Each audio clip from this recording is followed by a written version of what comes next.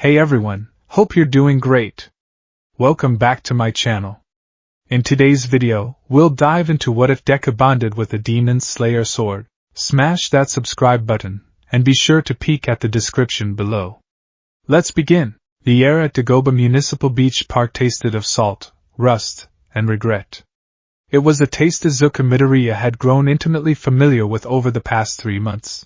It clung to the back of his throat, a gritty reminder of the monumental, perhaps impossible, task he had undertaken. Each sunrise painted the sky in hues of orange and pink, a beautiful spectacle completely lost on the graveyard of consumerism he was tasked with clearing. Mountains of forgotten dreams rose like jagged mesas against the dawn. Refrigerators with doors hanging open like silent screams, skeletal television sets with shattered screens, and tangled nests of wires that snaked through the sand like metallic serpents. This was his dojo, his crucible. And it was hell. Come on, young Midoriya! Put your back into it! The voice, impossibly loud and cheerful, boomed from atop a particularly large pile of discarded appliances. All Might, in his skeletal form, sat perched on a defunct washing machine, a thermos of tea in one hand and a stopwatch in the other. Even in this state, Toshinori Yagi possessed an aura of indomitable spirit that both inspired and intimidated Deku. Your progress is admirable. Truly. But we're on a schedule. The UA entrance exam waits for no man, not even one with the heart of a true hero. Deku gritted his teeth, his sneakers sinking into the loose, garbage-strewn sand. His hands, raw and calloused despite the thick work gloves, strained against the nylon ropes slung around a colossal, rust-pocked refrigerator. It was an ancient model, the kind with a heavy, chrome handle and rounded edges, probably older than he was. It felt like it was fused to the very bedrock of the planet. I'm trying, All Might! He gasped, his voice thin and reedy. Every muscle in his body screamed in protest. His biceps felt like frayed ropes, his quads burned with lactic acid, and his spine felt compressed under the strain. He was stronger than he'd been 3 months ago. That much was certain. The scrawny, hollow-chested boy was slowly being chiseled away, replaced by lean, wiry muscle. But it never felt like enough. 7 months. He had just over 7 months left to turn this frail, corkless vessel into a body capable of containing a supernova. One for all. The thought alone sent a tremor of equal parts terror and exhilaration through him. The legacy of heroes, a sacred torch, was waiting for him. But what if he wasn't strong enough to hold it? What if he reached for it, and his hand, his arm, his entire being, simply turned to ash? The doubt was a constant companion, a cold whisper in the quiet moments of his training. It was there when he collapsed into bed, his body a symphony of aches. It was there when he saw news reports of pro-heroes with flashy, powerful quirks effortlessly saving the day. It was there now, as this single, stupidly heavy refrigerator refused to budge. You're thinking too much, my boy! All Might's voice cut through his spiraling thoughts. Don't focus on the weight. Focus on the goal. Envision the beach, clean and pristine. Envision the people who will enjoy it. A hero's strength doesn't just come from the muscles, but from the image of the smiles they wish to protect. Smiles. Deku shut his eyes, his own face contorted in a grimace. He pictured Uraraka's cheerful wave, Ida's determined chop, Kaken's explosive, well, maybe not Kaken's smile. He pictured his mom, her face beaming with pride instead of etched with worry. He pictured All Might, giving him a thumbs up, his true, heroic smile. A primal yell tore from his lungs. He dug his heels into the sand, leaned back, and pulled with a surge of adrenaline-fueled desperation. The rope went taut, creaking like a ship's rigging in a storm. The refrigerator groaned, a deep, metallic sound of protest. It shifted. An inch. Then another. Triumph, bright and hot, flared in Deku's chest. It's moving! That's the spirit! All Might roared, pumping a fist in the air. Deku took a step back, then another, his legs shaking with the effort. He was actually doing it. He was moving the immovable. He was so focused on the behemoth in front of him, on the tautness of the rope, that he didn't see the ground behind him. It wasn't a solid patch of sand. It was a thin crust covering a void, weakened by rain and time. His left foot went back, searching for purchase, and found only air. The world tilted violently. A startled yelp escaped him as he lost his balance, the rope slipping from his grasp. He flailed, his arms windmilling uselessly as he tumbled backward. The refrigerator, its inertia lost, settled back into its sandy throne with a heavy thump. Deku's back hit the ground, and for a horrible moment, he felt it give way. There was a sharp crack of sun-baked earth and rotting plywood, and then he was falling. It was a short, jarring drop, no more than 6 or 7 feet, but it was enough to knock the wind from his lungs. He landed hard on a bed of damp, compacted sand, the impact rattling his teeth. Above him, a ragged hole of blue sky was framed by broken earth. Dust and sand rained down on him. "Young Midoriya! Are you all right?" All Might's concerned voice echoed from above. Deku coughed, his chest aching. I'm okay," he managed to croak, pushing himself into a sitting position. He was in some kind of small cavity or sinkhole, hidden beneath the trash. The air down here was different. The salty tang of the sea was gone, replaced by a musty, subterranean smell of damp earth, mildew, and something else, something ancient, like rotting wood and faded paper. His eyes adjusted to the dim light filtering through the hole. He seemed to be in a small, man-made hollow, perhaps an old, collapsed storm drain or a forgotten bunker. Most of it was filled with sand and debris, but one object, nestled against the curved wall, caught his eye. It was a long, rectangular wooden box, dark with moisture and age. The wood was so rotted that it looked more like fibrous peat than timber, but what was truly strange were the strips of paper pasted across its lid and seams. They were yellowed and tattered, covered in elegant, brushed calligraphy that was faded almost to illegibility. Even in his ignorance, Deku felt a strange sense of reverence from them. They weren't just labels, they were wards. Ofuda. Paper talismans meant to seal something away, to keep it from harming or being harmed. A flicker of his inherent, insatiable curiosity ignited within him. Who would go to the trouble of burying and sealing a box on this beach, so long ago that it became part of the landscape? "What do you see down there, my boy?" All Might called down, his skinny silhouette appearing at the edge of the hole. "A box," Deku replied, his voice filled with a newfound excitement that temporarily erased his fatigue. "An old one. It's sealed with talismans, I think." He crawled over to it. The wood was soft and spongy to the touch. He ran a gloved finger over one of the ofuda. The paper disintegrated into dust, leaving a faint imprint on the dark wood. The hero analyst in him, the part that craved mystery and information, took over. He had to know what was inside. With a grunt of effort, he jammed his fingers under the lid. There was no lock, only the ancient, brittle seal of the paper. He pried upwards. The rotted wood offered little resistance, splintering with a sound like cracking bones. The lid came off in a shower of damp wood fragments, and dust that glittered in the single shaft of light. The smell that wafted out was sharp and metallic, the scent of old iron.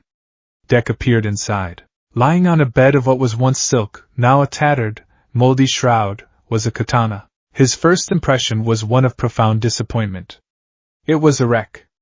The blade was covered in a thick, black rust that seemed to absorb the light, making it look like a featureless bar of charcoal. The edge was marred with nicks and chips, a testament to a hard life and a harder retirement.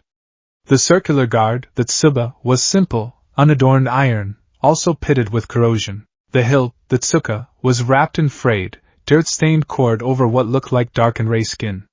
It was, by all appearances, a worthless piece of junk, a forgotten relic that time had justly claimed. He felt a little foolish. He had expected treasure, a mystery, something more. This was just another piece of trash, albeit an old one. Just an old sword. He called up to All Might, a note of anticlimax in his voice. It's completely rusted over. Still, something compelled him. He had unearthed it. It felt wrong to just leave it here. Reaching into the box, his fingers brushed against the hilt wrap. He hesitated for a second, then wrapped his hand around it.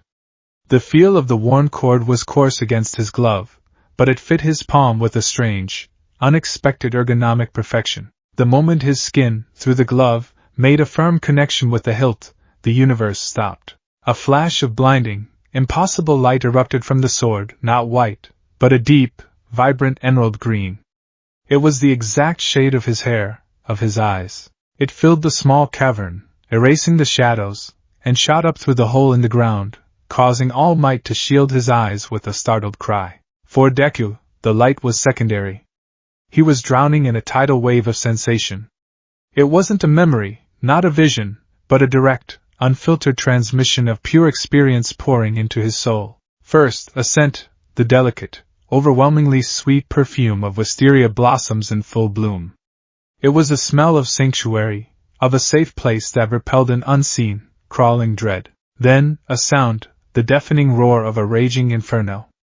Not a destructive fire, but a controlled, purposeful one. It was the sound of a blazing sun brought to earth, a fire of absolute purity and righteous fury, and within it, he could almost hear the whisper of a dance. Then, a feeling, a chilling, paralyzing cold that had nothing to do with temperature. It was the feeling of absolute malevolence, of an ancient, predatory hunger that viewed humanity as nothing more than livestock. He heard a whisper in the back of his mind, a silken, monstrous voice that dripped with contempt and promised eternal, agonizing damnation. It was a presence so foul, so utterly alien to the modern world of quirks and heroes, that it made villains like Muscular or Stain seem like petulant children. And finally, overwhelming all else, came an emotion, a will so powerful it was a physical force.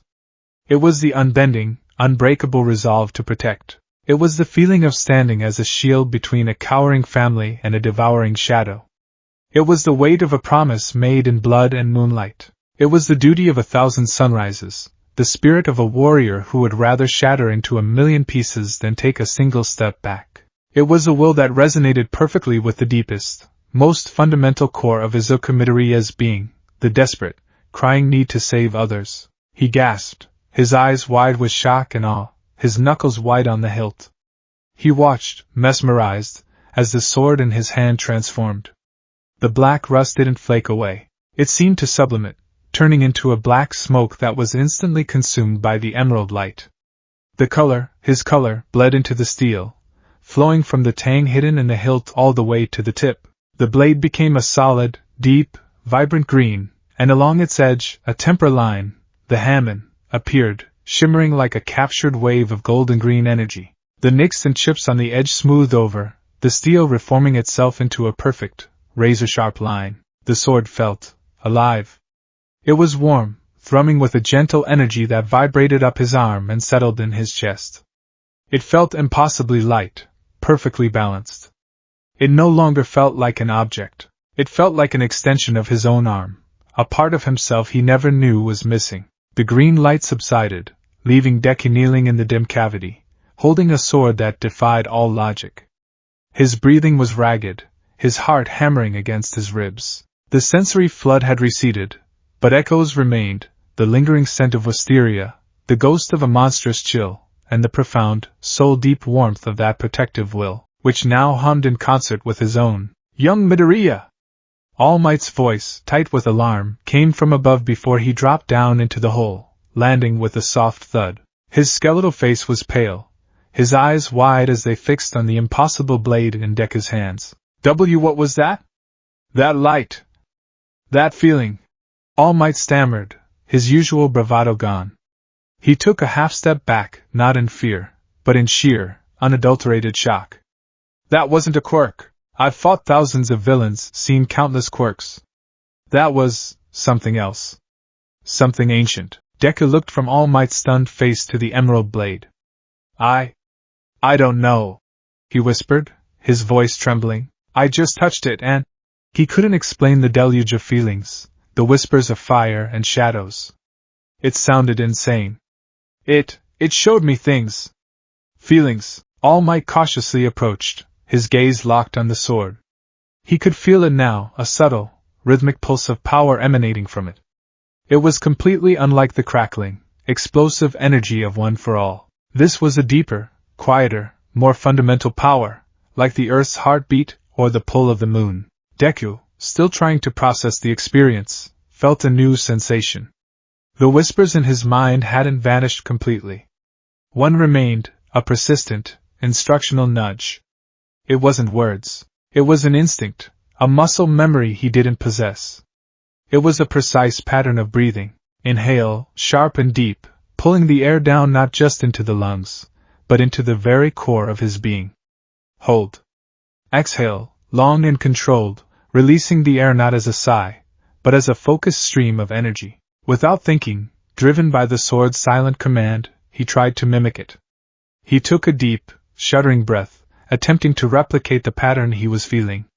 For a moment, nothing happened. Then, he focused, syncing his lungs with the rhythm humming in his hand. He felt a change.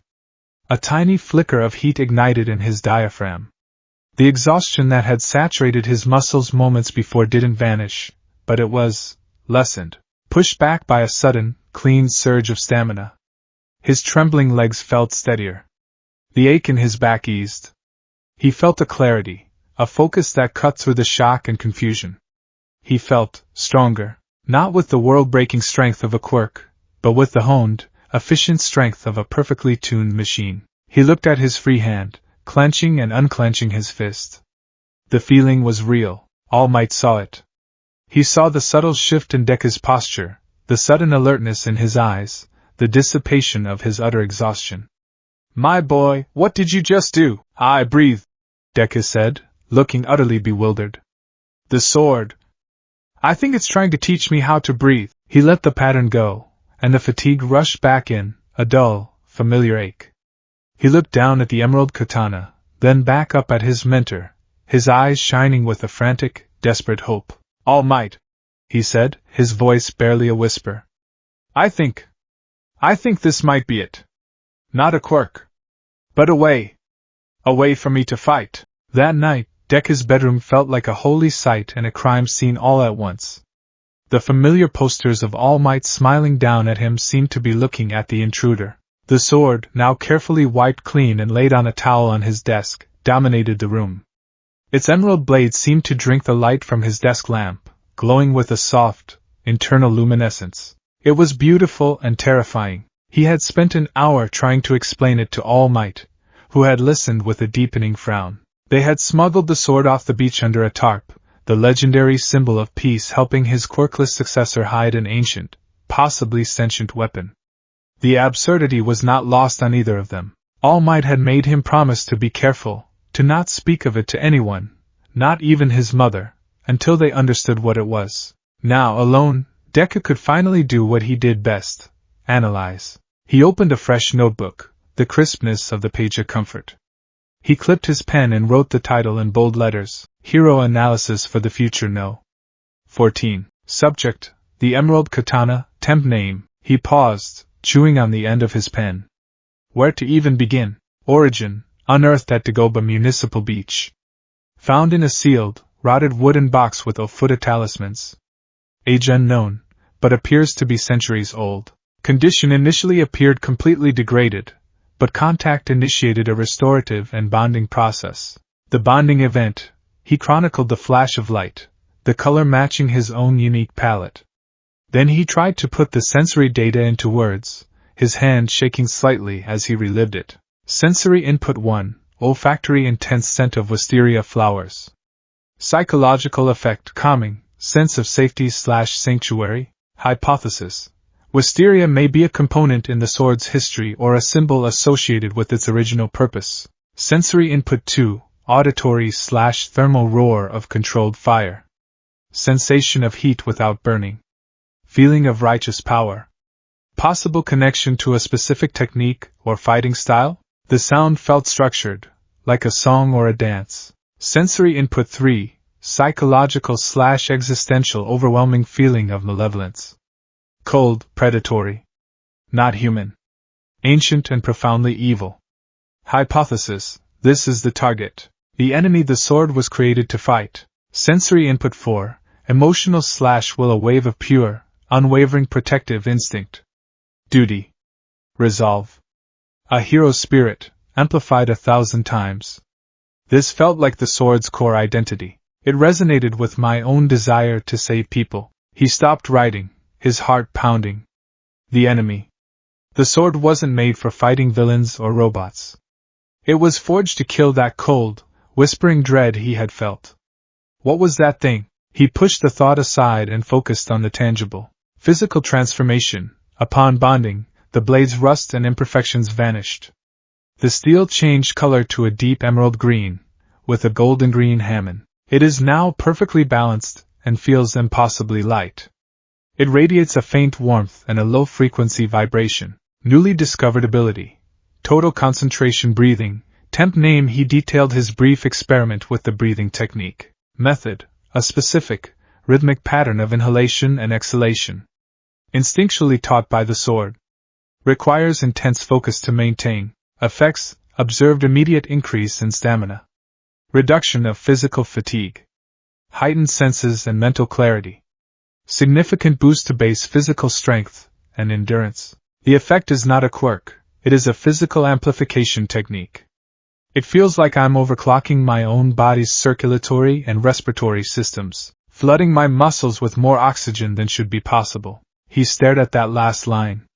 A way to enhance his body, to make it stronger, faster, more resilient, without a quirk. It wasn't the raw power of all might, but it was something. It was a foundation, a framework he could build upon. His hands itched to hold it again. He stood up and walked to his desk. With a reverence that felt instinctual, he picked up the katana. The moment his palm closed around the hilt, the warmth returned, stronger this time. The gentle hum resonated in his bones, a comforting presence. The whispers returned. Not scary, but guiding. They nudged his posture, urging him to stand straighter, to shift his center of gravity lower. They corrected the angle of his elbow, the grip of his fingers. The breathing pattern settled in his mind again, clearer this time, more defined. He stood there in the center of his room, surrounded by the iconography of modern heroism, holding a key to its ancient, forgotten predecessor. The sword wasn't a gift of power like One for All. It was a tool, a teacher, a partner. It was offering him a path, paved not with genetic luck, but with discipline, breath, and will. A slow smile spread across Deku's face, the first genuine, hopeful smile he'd had in months that wasn't for All Might's benefit. He was still quirkless. He was still a scrawny kid facing a mountain of garbage. But he wasn't just waiting for a miracle anymore. He had found one, buried in the rust and the sand. And he would wield it. The dawn had become Izuku Midoriya's closest confidant. It knew the precise texture of his calluses, the exact decibel of his groans, and the silent rhythm of his tears. But in the weeks following the discovery of the Emerald Sword, the nature of their relationship changed. The dawn was no longer a grim witness to his suffering. It was a spectator to his evolution. His training regimen with All Might continued its grueling pace. The task of clearing Dagobah Beach remained as Sisyphean as ever. Yet, something fundamental had shifted within him. The sword, which he had named Sunstone in a fit of earnest, if slightly inaccurate, inspiration, was now the silent third member of their party. He kept it wrapped in an old blanket, hidden among the less disgusting piles of debris, retrieving it only when All Might had departed for the day. But its influence was constant. The breathing technique, the one he tentatively labeled total concentration breathing in his journal, was the key. At first, it was an agony all its own. Trying to maintain that specific deep, cellular rhythm while hauling a waterlogged sofa was like trying to pat his head and rub his stomach while sprinting up a mountain. His lungs burned, his vision swam with black spots, and he often collapsed, gasping for normal, shallow breaths. But the sword's quiet hum in his memory, the echo of that indomitable will, urged him on. Slowly, painfully, he learned. He would take a deep, shuddering inhale, imagining the air not just filling his lungs but coursing through every artery and vein, a river of pure oxygen. He'd hold it, feeling a strange, internal heat build in his core. Then he would exhale, a long, controlled stream, and with it, he would pull. The sofa would move a few inches further than it should have. The tangled mess of rebar he was dragging would feel infinitesimally lighter. The results were undeniable. All Might, ever the observant mentor, noticed immediately. "Young Midoriya!" he boomed one afternoon, after Deku had single-handedly dragged a rusted-out pickup truck chassis 10 yards in under an hour, a feat that would have taken him half the day a month prior. "Your progress is exponential. Your stamina has skyrocketed, and your recovery time is nearly halved." This old man can barely keep up with your log notes. Deku, leaning against the truck's fender and panting, forced a smile. He was still exhausted, but it was a productive, clean exhaustion, not the soul-crushing depletion of before. Just trying to live up to your expectations, All Might. He didn't mention the knights. After All Might would leave, giving him a final, encouraging thumbs up, Deku's real training would begin. Under the pale glow of the moon, he would unwrap Sunstone. The moment his hand touched the hilt, the world would sharpen. The gentle hum would resonate up his arm, and the whispers would begin. They were never words, but pure, kinetic instinct. A ghostly afterimage, an echo, would sometimes flicker at the edge of his vision, a warrior's silhouette, impossibly graceful. The echo would guide his stance, lowering his center of gravity. It would adjust his grip, turning his wrist by a fraction of a degree. It would lead him through simple movements, the building blocks of a forgotten language of combat. The first was a basic downward slash. His initial attempts were clumsy, all shoulder and arm, chopping at the air like a lumberjack. The sword felt awkward, an unwieldy club. But the echo was patient. It nudged his mind, urging him to channel the motion from his legs through his hips, up his spine, and out through the blade in a single, fluid transfer of energy. He practiced for hours, his feet carving patterns in the sand. The whisper of the blade slicing through the salt-heavy air became a familiar song.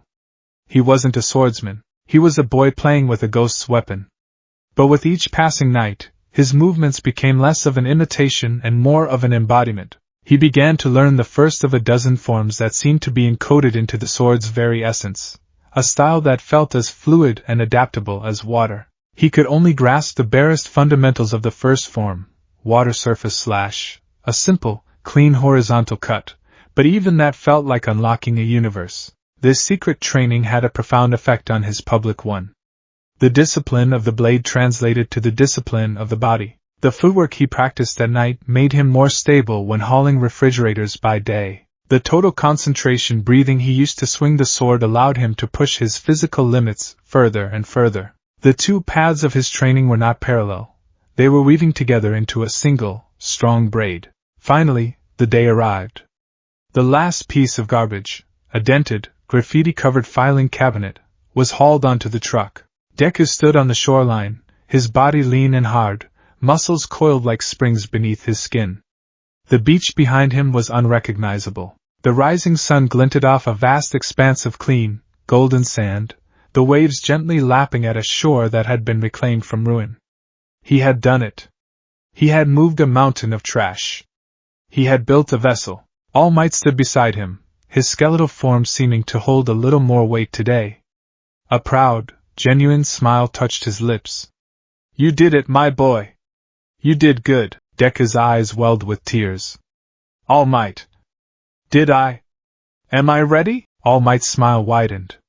He placed a hand on Deku's shoulder, a gesture that felt as heavy and significant as a crown. "You are a worthy vessel. Now for your reward." He plucked a single, golden hair from his head, the strand catching the morning light like a filament of pure energy. He held it out to Deku. "The culmination of your 10 months of effort. The crystallization of the hopes and dreams of 8 generations of heroes." All Might's voice was low, filled with a gravitas that vibrated in the air. "Now eat this." Deku's tear-filled, triumphant expression froze, replaced by a look of utter, cartoonish bafflement. "Ha! To inherit my power, you must ingest some of my DNA. It's how it works." All Might insisted, waggling the hair. "Come on, now! There's no time. The exam is in 3 hours. Eat! Eat!" With a deep sense of the surreal, Deku took the hair. It felt strangely electric between his trembling fingers. He looked at the pristine beach, a monument to his sweat and determination. He looked at All Might, the symbol of peace, his idol, who was urging him to eat a piece of his hair. This was his life now. Closing his eyes and offering a silent prayer to any deity that might be listening, he placed the hair in his mouth and swallowed. It went down with a gulp. For a second, there was nothing. Deku waited, his eyes wide. Was that it? And then the storm broke. It was not a feeling. It was an unfeeling, a deconstruction of everything he knew. It started as a fizz, a spark deep in his gut, like a single Alka-Seltzer tablet dropped into the ocean. Then the ocean erupted.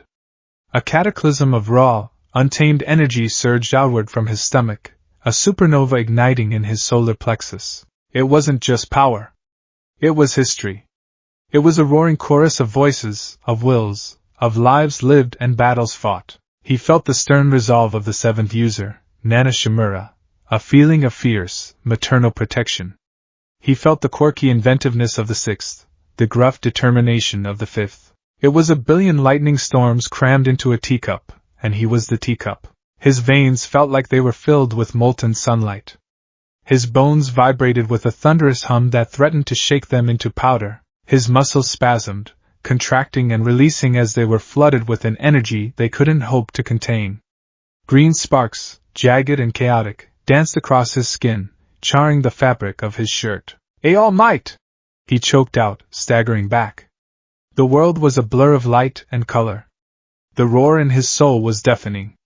It was too much. It was a torrent of power with no direction, a flood threatening to burst the dam of his body and sweep him away into nothingness. Hold on, my boy! Your body must acclimate. Focus! Try to draw it out. Just a little! All Might shouted, his face a mask of concern. He knew this part was dangerous. For a quirkless child, receiving this power all at once was the ultimate shock to the system. Deku, desperate, obeyed. He thought of all the times he'd seen All Might fight, of the iconic Texas Smash. He focused on his right arm, trying to coax just a fraction of the raging tempest into it. Just a little.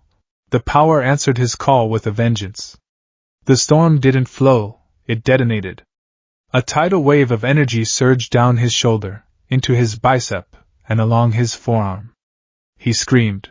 It was a pain beyond any broken bone or torn muscle he had ever imagined. It felt like his bones were being simultaneously superheated to 1,000 degrees and flash-frozen, threatening to shatter into 1,000,000 microscopic shards. His muscles shredded, his ligaments tore, and his skin glowed an angry, ominous red as the power strained against its container. His arm was going to explode. He was going to explode. The power was rejecting him, tearing him apart from the inside out. This was it. He had failed. After all this work, he was going to die on this beautiful, clean beach, destroyed by the very dream he had worked so hard to achieve. Panic, stark and absolute, seized him. His mind, which had been a chaotic mess of screaming voices and blinding light, narrowed to a single point of pure, animal terror, and in that terror, his body acted without thought.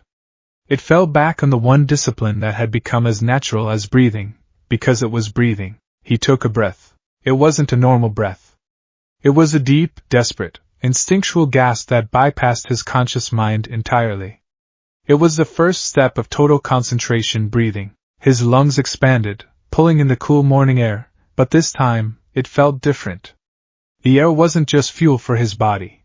It was a coolant for the raging nuclear reactor in his soul. Inhale. The raging, chaotic energy of One for All, which had been smashing against the inner walls of his body like a hurricane, suddenly met a current. The breathing technique, honed over weeks of secret, moonlit training, was creating channels, pathways, a framework within him. Hold. The screaming chorus of past users in his mind didn't fall silent, but their cacophony harmonized into a single, powerful chord. The random explosions of power surging through his nerves smoothed out, the lightning being drawn into newly formed wires. The pain in his arm lessened, the feeling of imminent explosion receding. The tempest was still there, but it was no longer a directionless maelstrom. It was a river, and his breath was carving the canyon for it to flow through. Exhale. He released the breath in a long, controlled hiss. The green sparks that had been dancing erratically across his skin coalesced, flowing in smooth, deliberate lines along his limbs, tracing the paths of his major arteries. The angry red glow of his arm faded, leaving behind the dull ache of strained muscle instead of the sharp agony of cellular destruction. He could feel it. He was containing it. He held the state for 3 seconds. 4. 5. It was the most intense concentration of his life. Every fiber of his being was focused on maintaining the rhythm, on holding the dam against the ocean. At 6 seconds, his focus wavered, his lungs burned, and the controls slipped. The chaotic energy surged back, and he collapsed to his knees with a gasp, the power receding from his limbs, leaving him panting and drenched in sweat. His arm throbbed violently, but it was intact. Bruised, strained, but intact. He stared at his trembling hands, then looked up at All Might. The symbol of peace was frozen, his mouth agape, his eyes wider than Deku had ever seen them. He looked utterly, profoundly thunderstruck. "My boy!" All Might whispered, his voice trembling with disbelief. "What? How did you just do that?" He had seen generations of One for All users struggle for years to gain even a modicum of control over the backlash. He himself had broken countless bones in his youth, yet this boy, mere seconds after inheriting the power, had found a way to regulate it. Deku pushed himself up, his legs shaky. His mind, no longer consumed by pain, was racing, the analyst within him connecting the dots with frantic speed. "The breathing," he panted, his voice filled with manic discovery. "It's the breathing. All Might, don't you see?" He stumbled over to where Sunstone lay wrapped in its blanket and pointed at it. "The sword taught me to control my body, to maximize my physical output with just my lungs and my blood flow. It built a framework. A vessel, just like you said, but it's a vessel designed for channeling energy." He paced back and forth on the sand, his muttering habit taking over. "One for All is pure chaotic energy. It's too much for a normal body. It's like trying to pour a river into a glass. The glass shatters, but the breathing, total concentration breathing, it doesn't make the glass bigger.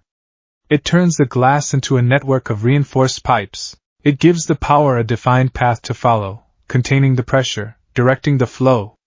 It acts as a regulator." He stopped, turning to face his mentor, his eyes burning with a brilliant, revolutionary light. "The sword gave me the framework. You gave me the fuel." All Might sank down to sit on a large piece of driftwood, looking at Deku as if seeing him for the first time. He ran a hand through his golden bangs. "A framework, and a fuel," he repeated softly. "In all my years, in all the history of One for All, nothing like this has ever happened. The power has never been met with a compatible discipline on the very day of its transfer." He looked at the wrapped sword with a new, deep respect. "That blade. It's more than just a weapon. It's a legacy of its own, isn't it? And somehow, you stand at the junction of two of them." Deku nodded, his excitement bubbling over. He felt a surge of affection for the object that had so irrevocably changed his destiny.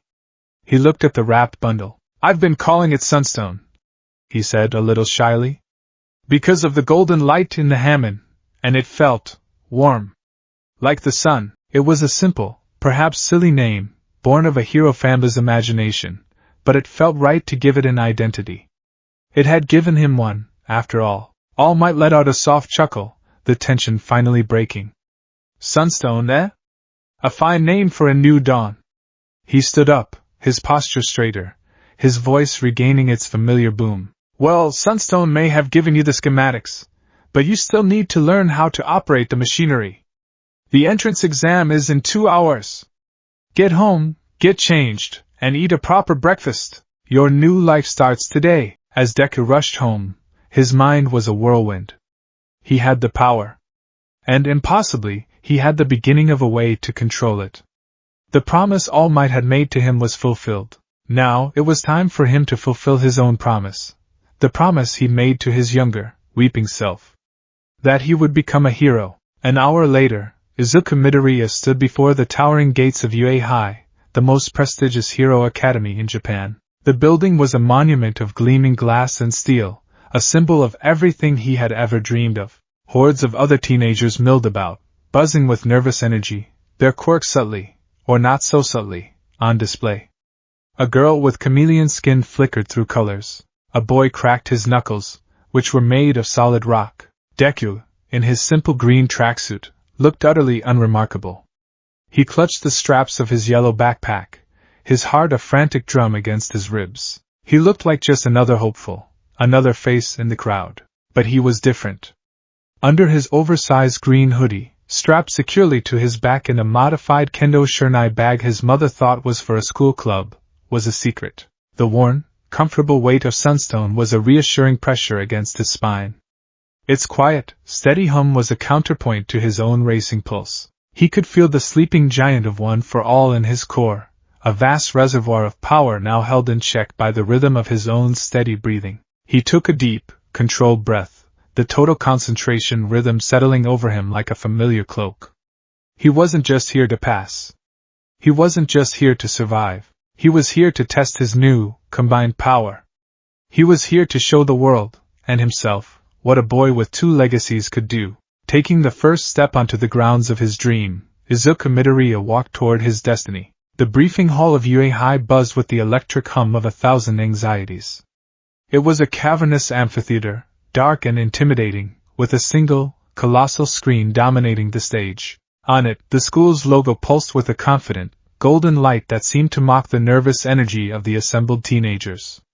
Izuku Midoriya felt swallowed by it all. He was a tiny, green-clad fish in a vast ocean teeming with sharks, krakens, and leviathans. To his left, a girl with metallic wings preened them nervously, sending flecks of silver dust into the air. To his right, a boy with what looked like tire treads for forearms revved them softly, a low vroom-vroom sound filling the space around him.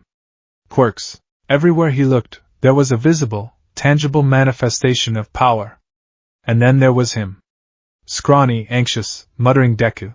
Outwardly, he was the same boy who would have been here 10 months ago, paralyzed by inadequacy. But inwardly, a quiet revolution was taking place. Beneath the frantic thumping of his heart, a second, steadier rhythm was setting the pace. Inhale. Hold. Exhale. He had begun his total concentration breathing the moment he'd walked through the UA gates. It was a low, steady thrum of focus, a mental fortress against the overwhelming tide of self-doubt. With the breath came the power. He could feel one for all, not as the raging tempest of that first morning, but as a deep, calm reservoir of energy settled in his core. He consciously drew out a sliver of it, a mere 1%, and let the breathing technique channel it, weaving it into his bloodstream, wrapping it around his muscles. A faint, almost imperceptible green aura flickered around him, visible only to the most discerning eye.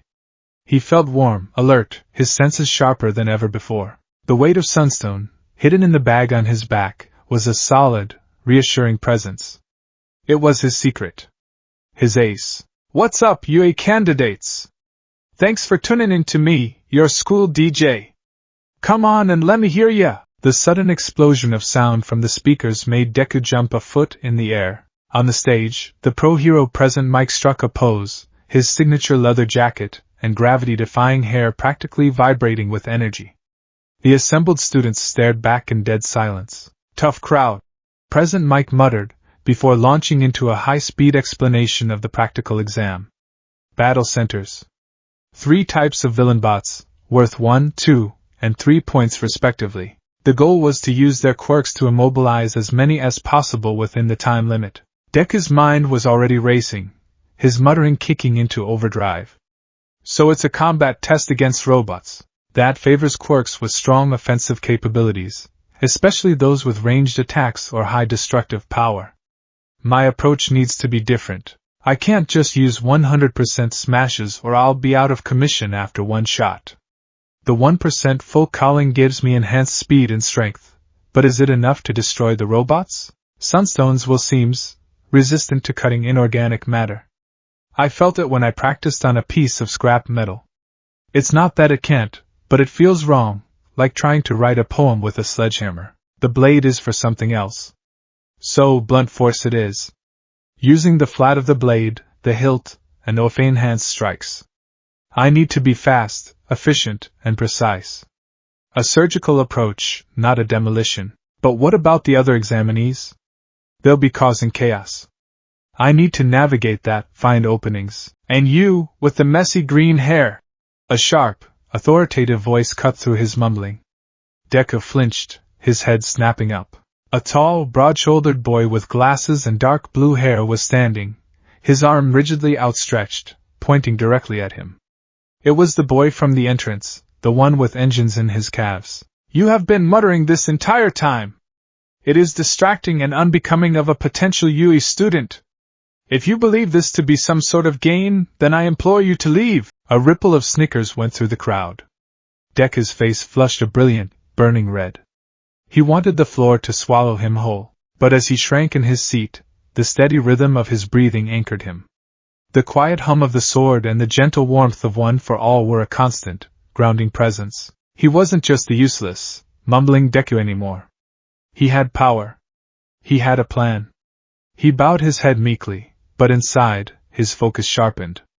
Okay. Don't draw attention. Just execute. President Mike quickly moved on, explaining the final element of the exam. There's a fourth type of robot. The zero-pointer. It's more of an obstacle, a gimmick you should avoid. Think of it like a thwomp from Super Mario. There's no merit in fighting it, so run away if you see it. The lights came up, and the screen displayed the assigned battle centers. Deku was in Battle Center B. As fate would have it, so was the polite, round-faced girl he had saved from tripping, and the stern, engine-legged boy who had just called him out. Standing before the towering gates of Battle Center B, a sprawling cityscape built for the sole purpose of heroic destruction, Deku felt the familiar tremor of fear, but this time, it was overlaid with the thrill of anticipation. He rolled his shoulders, feeling the comforting weight of sunstone shift against his back. He took one final, deep, centering breath. And begin! President Mick's voice roared from unseen speakers. For a heartbeat, everyone stood frozen. What's wrong? The test started! Run! Run! There's no countdown in a real fight. The gates flew open, and chaos erupted. The mob of students surged forward, a tidal wave of quirks and ambition. Deku, however, did not follow them. He had seen it in his moonlit training with the blade. The fool rushes in, the master assesses. He watched the initial stampede, saw the choke point they created, and then, he moved. He didn't run. He flowed. With 2% of OFA coursing through him, regulated by the steady rhythm of total concentration breathing, he became a green blur. He shot past the main group, his sneakers barely seeming to touch the ground. He moved with an impossible efficiency, his path a fluid, calculated line through the urban canyon. He rounded a corner, and came face to face with his first opponent. A one-pointer. It was a squat, scorpion-like machine that swiveled on its legs, its single red camera eye locking onto him. It raised its pincer claws. Before it could attack, Deku acted.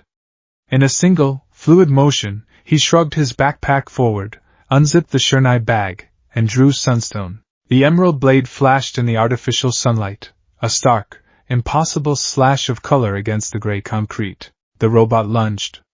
Deku didn't meet it head-on. He sidestepped, the whisper of the swords were guiding his footwork. He was already past its clumsy attack, inside its guard. He didn't swing to cut. He reversed his grip, the blade pointing behind him, and slammed the heavy iron pommel of the hilt, the Tsukagashira, directly into the robot's main camera lens. Crack! The red eye shattered. The robot froze, its targeting system destroyed, and then listed to one side, twitching. 1 point. He didn't pause to admire his work. He was already moving, sunstone now held in a comfortable, one-handed grip. He could feel the sword's quiet approval. This was a better use of its form than mindless destruction. It was disabling, not obliterating. A two-pointer, a bipedal machine with Gatling guns for arms, rolled around the next corner. It opened fire, spitting a hail of rubber bullets. Deku didn't try to dodge. He met the volley head-on, sunstone a blur of emerald light in front of him. He used the flat of the blade, angling it perfectly, not to block, but to deflect. The rubber bullets ricocheted harmlessly off into the buildings around him. He closed the distance in 3 impossibly fast steps. This time, he used the Minichi, the blunt spine of the blade, channeling his 2% strength into a sharp, precise strike against the robot's leg joint. There was a sharp crunch of protesting metal, and the leg buckled. The robot crashed to the ground, immobilized. 2 more points. He was a ghost. A whisper of green and steel. While other students were blasting entire city blocks to take down a handful of bots, Deku was weaving a dance of surgical destruction. He flowed through the streets like water, his enhanced senses, a gift of his breathing technique, allowing him to pinpoint the locations of robots and other students. He could hear the whine of servos, the clank of metallic feet, the shouts and explosions of his rivals. He saw the engine-legged boy, Ida, sprinting down a main street, taking out robots with powerful, piston-like kicks. He saw the cute, brown-haired girl, Uraraka, slapping robots and sending them floating helplessly into the air. They were powerful, flashy, effective. But Deku was something else. He was silent, precise, and utterly relentless. Smash a hilt into a camera. Crack a spine strike to a servo. Parry a laser blast with the flat of the blade. He vaulted over a car, slid under a falling piece of debris, and used the wall of a building as a springboard to launch himself at a three-pointer perched on a rooftop. He landed, disabled its primary weapon with a flick of his wrist, and kicked it off the building, all in under 5 seconds. He had 45 points. The time was half over. He hadn't broken a single bone. He hadn't even felt the backlash of One for All. He was in perfect control, a seamless fusion of two legacies. For the first time in his life, Izuku Midoriya felt powerful. He felt like a hero, and then the ground began to shake. It started as a low, deep tremor that vibrated up through the soles of his shoes. A low rumble grew into a deafening roar. Dust shook loose from the buildings. Far down the central thoroughfare, a shadow fell, vast and absolute, eclipsing the sun. Deku looked up, and his blood ran cold. The zero-pointer. Present mixed description had been a criminal understatement. It wasn't a thwomp.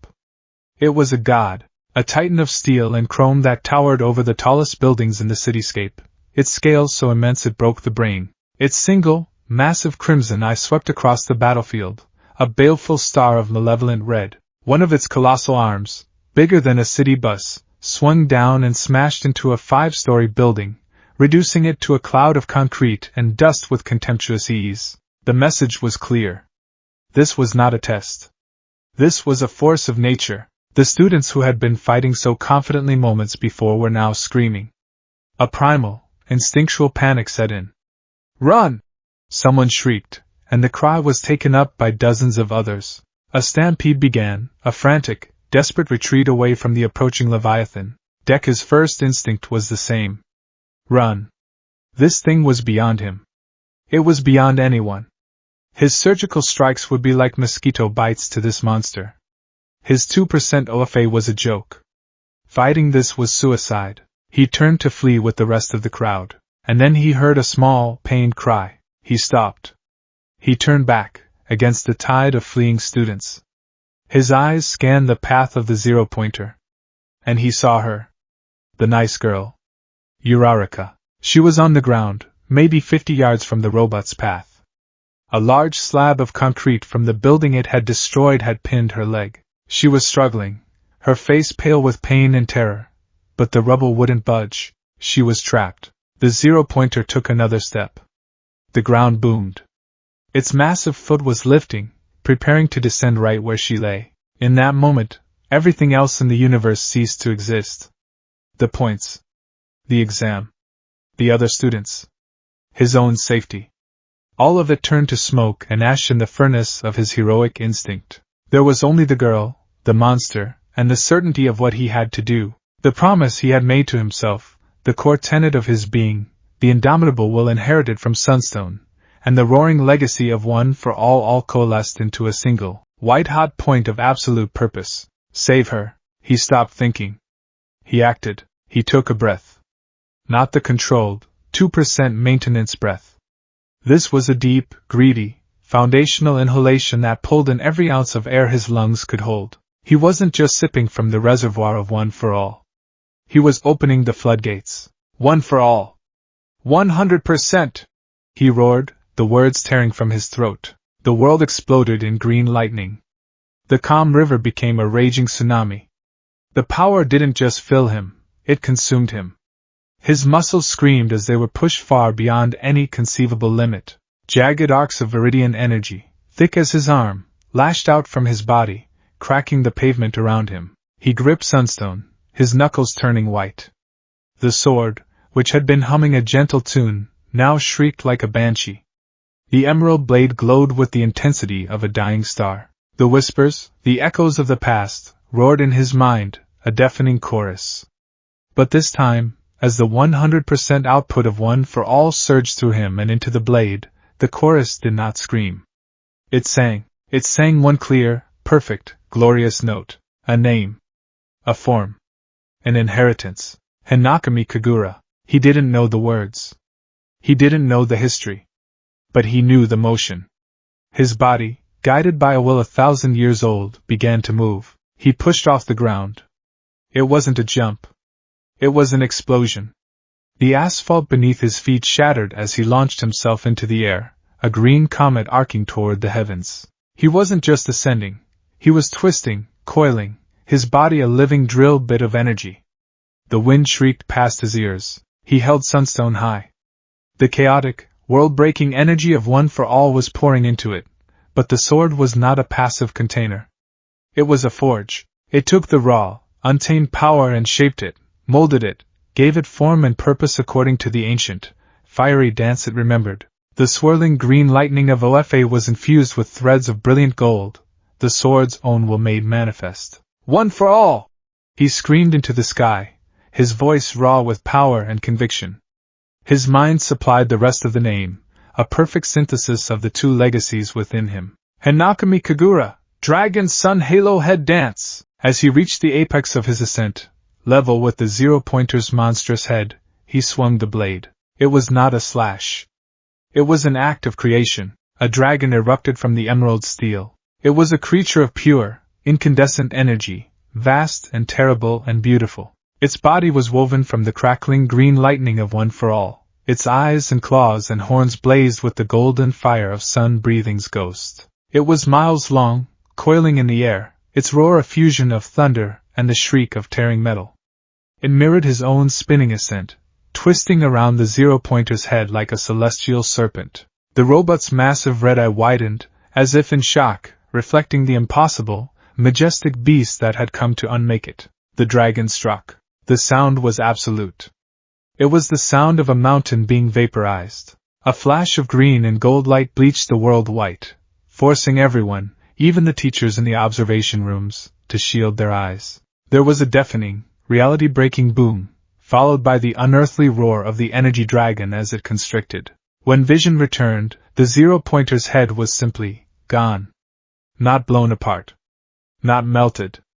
It was erased from existence, leaving only a scorched, cauterized stump of a neck spewing smoke and sparks. The titanic body stood motionless for a second, a headless colossus, before it began to topple backward, away from Uraraka, crashing into the cityscape with a final, earth-shattering groan. In the air, Deku was falling. The power was gone, the dragon had vanished. All that remained was the consequence. The recoil was apocalyptic. He felt a wet, tearing sensation as the force traveled back up Sunstone's blade. The ancient sword glowed white-hot, its metallic structure groaning under a strain it was never designed to bear. It absorbed a huge portion of the backlash, venting it as waves of pure heat that shimmered the air around him. But it wasn't enough. It couldn't contain the full, untamed fury of a 100% smash. The overflow hit his body like a physical blow. Crack! His right arm, the one holding the sword, shattered in a dozen places, the sound like a bundle of dry sticks being snapped. Snap! His left leg, which he had used to launch himself, fractured under the strain, the bones turning to agonizing splinters. The pain was a whiteout, a tidal wave that drowned thought and consciousness. His scream was lost in the wind as he plummeted from the sky. The last thing he saw before the world went black was Uraraka's stunned, saved face, and the last thing he felt was a soft, gentle slap on his cheek, followed by a sudden, stomach-lurching weightlessness. The first thing Deku was aware of was the sterile scent of antiseptic and the gentle, rhythmic beeping of a machine. He was lying on something soft. His body felt heavy, disconnected, and filled with a dull, echoing ache. He blinked his eyes open. The ceiling was white. He turned his head, a groan escaping his lips. An elderly woman in a doctor's coat with her hair in a tight bun and a large, syringe-like cane stood over him. "Recovery girl. Oh good, you're awake," she said, her voice dry. "You gave us quite the scare, dearie. Caused quite the stir, too." She gently unwrapped the bandages on his right arm. The skin was a mottled tapestry of deep purple and yellow bruises, but the bones were knitting together with supernatural speed. Your injuries were perplexing, she continued, her analytical gaze sharpening. You shattered the humerus, radius, and ulna in your right arm, and fractured your left femur and tibia. The kinetic backlash from whatever you did should have turned your internal organs to jelly. It should have caused massive internal hemorrhaging. But there was almost none. Your bones were shattered, yes, but cleanly. It's as if the destructive force was somehow channeled, vented around your vital organs, focusing the damage on your limbs. I've never seen anything like it. Deku's mind, fuzzy from pain and exhaustion, latched onto that sunstone. The sword had saved him. It had acted as a lightning rod, taking the brunt of the storm and saving the house from burning down. He was broken, but he was alive. In a darkened observation room, a grainy replay of the final, cataclysmic moment of the exam played on a loop. A dozen pro-heroes and UA faculty members watched in silence. His quirk is a simple strength enhancement, but the output is off the charts. It rivals All Might's in his prime. Midnight murmured, her arms crossed. Aizawa leaned forward, his eyes narrowed, his hair covering his face. It's not the quirk that bothers me, he rasped, his voice low and serious. It's that. He pointed a bandaged finger at the screen, freezing the frame at the moment Deku, wreathed in lightning, held the glowing sword aloft. That's not a support item. It's a live blade. A weapon. And his form, his movements, they're not from any modern martial art. That final technique, that was a named form. A kata. It's disciplined. Ancient. He moved with the precision of a master swordsman who's been training for 50 years, not a 15-year-old boy. Where does a quirkless kid from a normal background learn something like that? His gaze was sharp, suspicious. Something doesn't add up. At the head of the table, Principal Nizu, the small, white, creature of indeterminate species, steepled his paws. A slow, unnerving smile spread across his face. Indeed, it does not, Aizawa, he said, his voice cheerful but his eyes gleaming with intense, predatory intelligence. An all-might level quirk that manifests on the day of the exam. A mysterious, seemingly sentient blade. A mastery of a lost school of swordsmanship. A psychological profile driven by reckless, boundless altruism. He took a sip of his tea. He is the most interesting puzzle to walk through our gates in a generation. He pressed a button on the console. His application is not just flagged. It is given top priority. We need to understand him. A week crawled by in a haze of healing and anxiety. Deku's limbs were functional again, thanks to Recovery Girl's quirk draining his stamina, but a deep phantom ache remained. He replayed the exam over and over in his head. The power. The control. The loss of control. The dragon. He had so many questions. The letter from Yue arrived on a Tuesday. It was a thick envelope, addressed to him. His hands trembled as he took it to his room, closing the door behind him. His posters of All Might seemed to smile down encouragingly. He tore it open. A small metal disc fell out onto his desk. It flickered to life, projecting a hologram. It was All Might. I am here as a projection, he boomed, striking a pose. Deku's heart soared. All Might went on to explain that he had passed, not just with his 45 villain points, but with a whopping 60 rescue points for saving Uraraka, earning him the top score in the entire exam. You did it, my boy! All Might's projected image beamed. Your journey is just beginning. Welcome, young Midoriya. Welcome to your hero academia. Tears of pure, unadulterated joy streamed down Deku's face. He had done it. He was in. He was really, truly in. But then, the hologram's expression shifted. The triumphant smile faded, replaced by a look of grave seriousness. The celebratory tone vanished from his voice. However, young Midoriya, we need to talk, All Might said, his voice low and somber. That power you used at the end. The sword technique. It wasn't just me and the other UA faculty who saw it. Deku's blood went cold. That display of power, that ancient will merging with one for all, it was like a flare fired in the dead of night. A beacon. And it has attracted attention.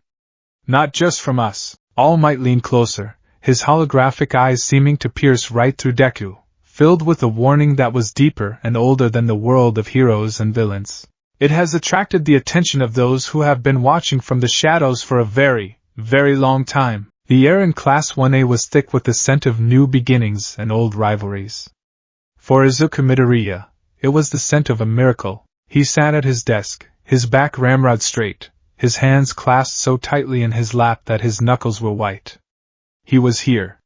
He was actually here. The classroom was filled with the most promising young heroes of his generation, a vibrant, chaotic tapestry of quirks and personalities. There was the stern, engine-legged boy from the exam, Tenya Ida, already seated and reviewing the school charter with laser-like focus. There was the kind, round-faced girl, Ochako Uraraka, who had saved him from his post-exam plummet. She'd caught his eye when she came in and given him a brilliant, cheerful wave that made his stomach do a nervous backflip.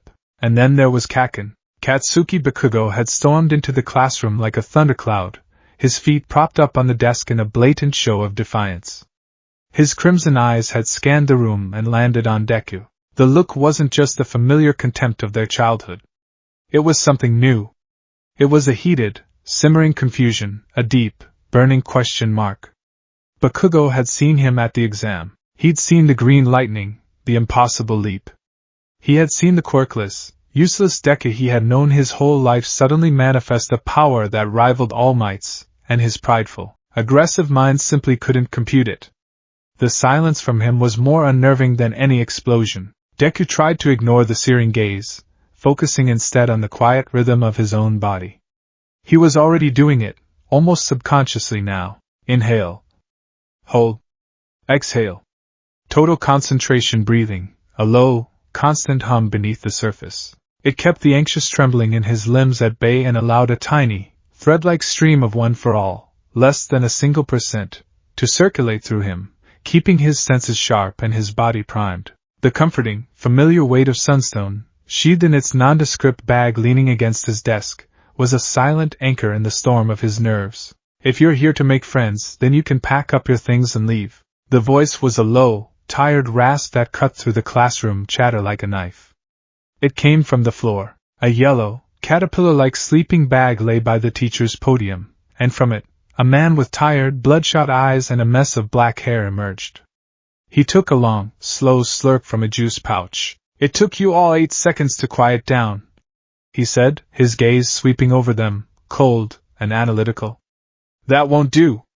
Life is short." He unzipped the sleeping bag and stepped out, revealing a plain black jumpsuit and a strange, scarf-like capture weapon wrapped around his neck. "I'm Shota Aizawa, your homeroom teacher." A collective wave of shock rippled through the class. This exhausted-looking man was a pro-hero. "Right, let's get to it." Aizawa pulled a Yui gym uniform from his sleeping bag. "Put these on and meet me on the field." The quirk apprehension test. As Aizawa explained his logical ruse, that the student who scored lowest would be expelled, a cold dread washed over Deku. He couldn't fail. Not now. Not after everything. He had climbed the mountain, he had claimed the Grail, he would not be cast out of the kingdom on the very first day.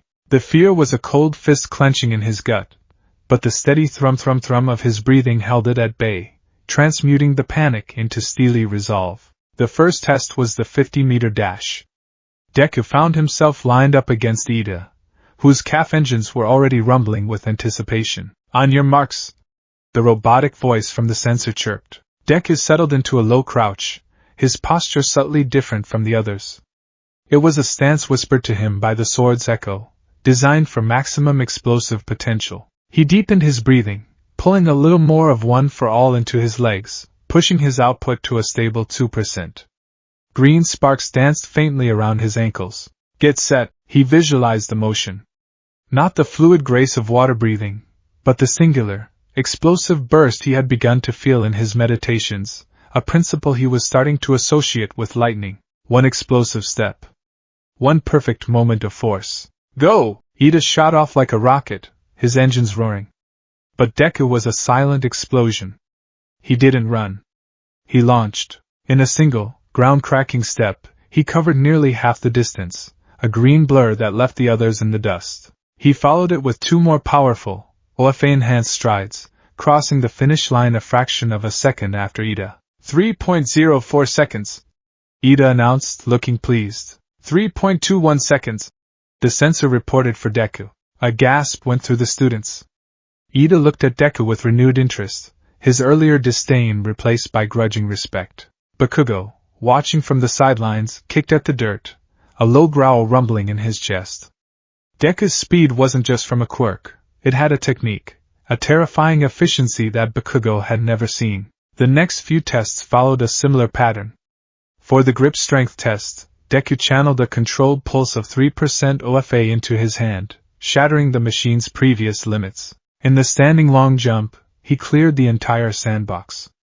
He wasn't just using power, he was using it with a precision that belied his nervous exterior. He was in his element, his analytical mind and his newfound physical discipline working in perfect harmony. Then came the ball throw.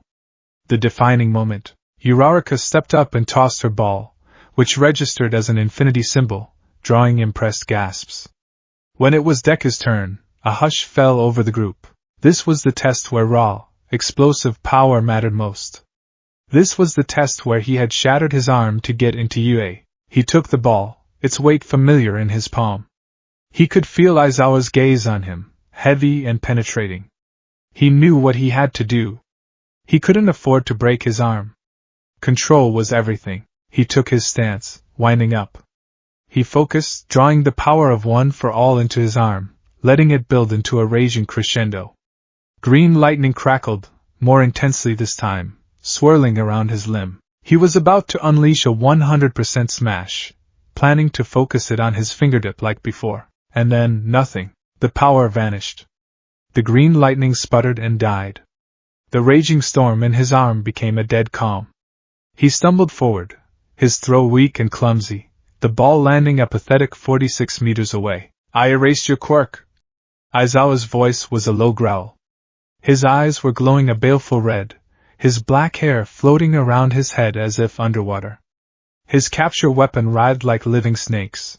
That entrance exam was hardly rational.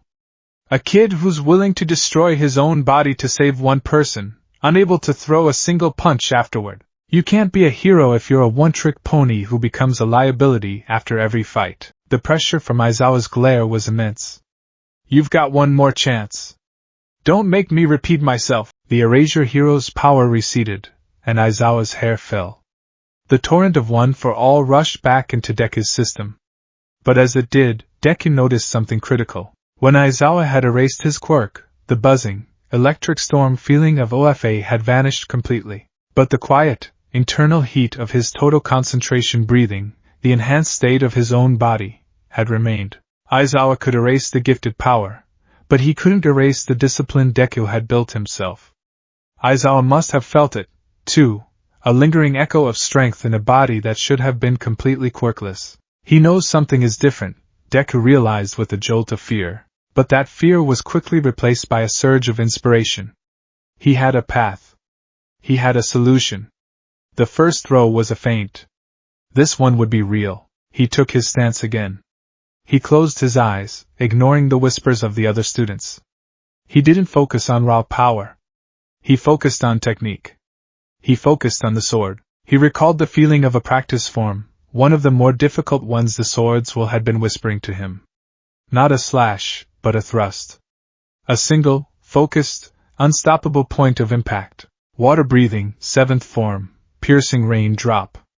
The fastest, most precise thrust in the water-breathing style. He didn't have the sword, but he had the muscle memory, the kinetic knowledge burned into him by 1,000 ghostly repetitions. It was a technique for channeling all of one's power into the smallest possible point. He began his wind-up, his body moving with a fluid grace that seemed alien to his nervous frame. He activated one for all, but this time he kept it contained, a stable 5% coursing through his entire body, full cowling. Then, at the very last moment, at the point of release, he did two things at once. First, he focused the entire 5% output into the single point of contact, the tip of his index finger. Second, he performed the breathing technique for the 7th form, a sharp, explosive exhalation that coincided perfectly with the release. Smash! He screamed, the word both a release and a command. The ball shot from his hand like a cannonball. It didn't just fly. It tore through the air, creating a visible shockwave, a sonic boom that cracked the sky. It sailed up, up, up, a tiny white speck against the blue, before finally disappearing from sight. A moment later, Aizawa's phone beeped. He held it up. 705.3 meters. A stunned silence fell over the field. Then chaos. 705 meters? Are you kidding me? He didn't even look like he was using his quirk that much, but Deku was focused on two things. First, the searing, white-hot pain in his index finger. It was broken, the bone fractured, but it was just the finger. His arm, his body, was completely fine. He had channeled a devastating amount of power and walked away with a manageable injury. He had done it. Control. The second thing was Bakugo's face. It was a mask of pure, unadulterated shock and rage. His jaw was slack, his crimson eyes wide with disbelief. "Deku!" he roared, his hands starting to spark and pop. "You bastard! Explain yourself! How did you get a quirk?" He lunged, propelled by explosions, but was instantly caught in Aizawa's capture weapon. As Aizawa reined in a struggling Bakugo, his gaze fell on Deku. The boy was clutching his broken finger, his face pale with pain, but his eyes were shining with triumph. And Aizawa saw it again. The look. The precision of that throw, the economy of motion, the sheer, brutal efficiency of it. It wasn't the flailing of a novice with a new power. It was the technique of a seasoned warrior. The rest of the day passed in a blur. Deku, his finger healed by Recovery Girl, tried to make himself as small as possible. He could feel Bakugo's eyes burning into the back of his head during every class.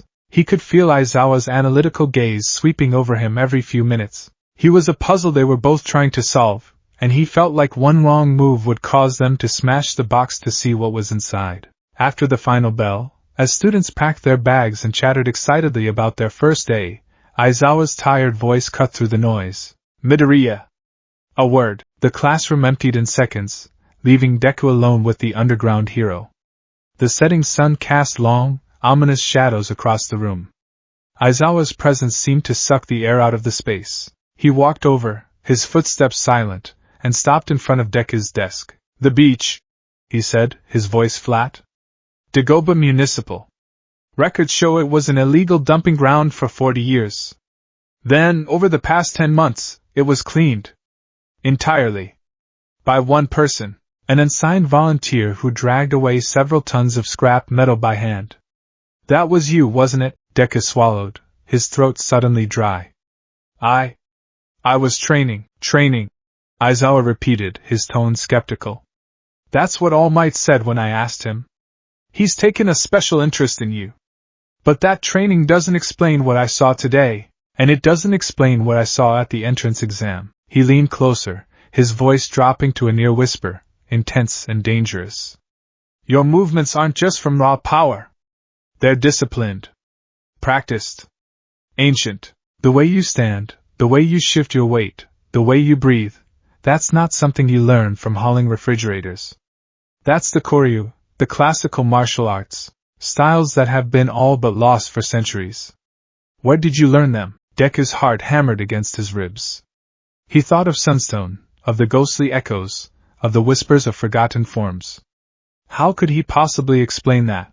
I watched a lot of videos," he stammered, the lie weak and transparent even to his own ears. "Old samurai movies." Aizawa's eyes narrowed into slits. He wasn't buying it. "And the look in your eyes," he pressed on, his voice like grinding stones. "When you launch yourself at that zero-pointer. I've seen that look before, in war zones.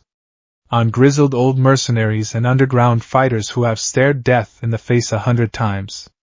It's the look of a killer, Midoriya. The look of someone who knows how to take a life, even if they choose not to.